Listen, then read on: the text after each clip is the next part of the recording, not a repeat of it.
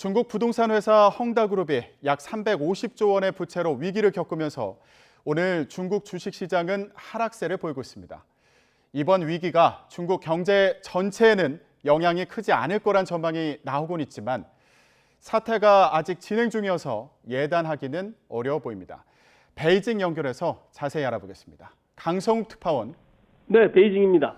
네, 오늘 중국 주식시장이 급락한 가운데 개장했는데 지금은 어떻습니까? 네, 이번 주 처음 열린 중국 주식시장이 오늘 1.4% 하락한 가운데 개장을 해서 지금도 약세를 면치 못하고 있습니다. 오늘 상하이 종합지수는 지난주 금요일 장 마감 시점보다 50.76포인트 떨어진 3,563.21로 1.4% 하락한 가운데 문을 열었습니다. 이후 조금씩 회복을 하더니 현지 시간 오전장을 0.29% 하락으로 마쳤지만 약세는 계속되고 있습니다. 중국의 2대 주식시장인 이 선전 증시의 종합지수도 직전장 대비 1.4% 하락한 가운데 개장을 했다가 다소 회복하고 있는 모습입니다. 중국 상하이와 선전 증시는 이번 주 월요일과 화요일이 중추제 연휴여서 문을 닫았다가 오늘 개장을 했습니다.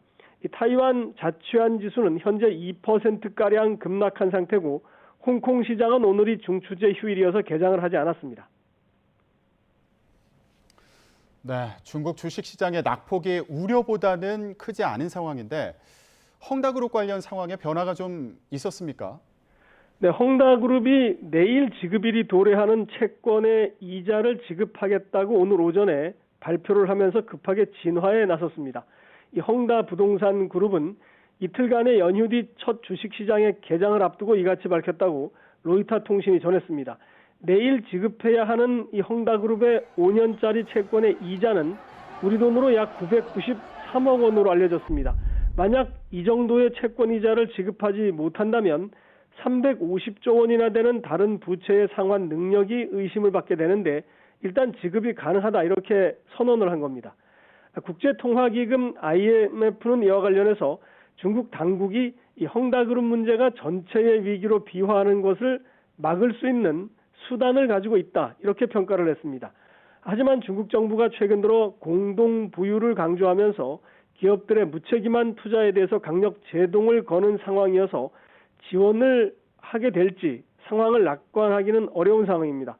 또 중국 정부의 지원을 통해서 헝다그룹이 위기를 넘긴다 하더라도 이 헝다그룹의 그만한 책임과 부담을 지을 것으로 예상이 돼서 경제적인 여파는 이어질 전망입니다. 지금까지 베이징에서 YTN 강성욱입니다.